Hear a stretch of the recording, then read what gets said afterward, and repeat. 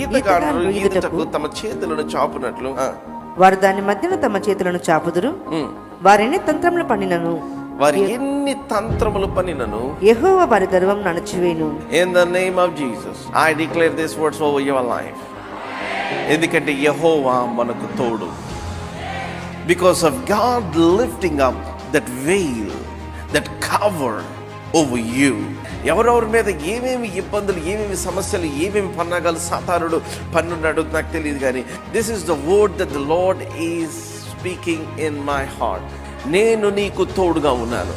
I am with you. I am Immanuel. I tabernacle. నేను వచ్చి నీ దగ్గర నేను నివసిస్తున్నాను. God tabernacled. See, that is what happened to Joseph. అయితే యెహోవా యోసేపుకు తోడుగా ఉండెను. సో యెహోవా తోడుగా ఉంటే నీ మీద కేసులున్నా సరే అవి పని చేయకుండా దేవుడు చేస్తాడు ఆయన. యెహోవా నీకు తోడుగా ఉంటే నువ్వు చెరసాలలో ఉన్నా నువ్వు అధిపతిగానే ఉంటావు. యెహోవా తోడుగా ఉంటే నీ అన్నదమ్ములందరూ నిన్ను త్రోసి వేసి తీసుకెళ్లి గోతిలో పడేసిన దేవుని యొక్క వాగ్దానం ఆయన నెరవేర్చుకుంటాడు. ఆయన నేను సింహాసనం ఎక్కిస్తాడంటే సింహాసనం ఎక్కిస్తాడు. నేను మహిమపరుస్తాడంటే మహిమపరుస్తాడు ఆయన.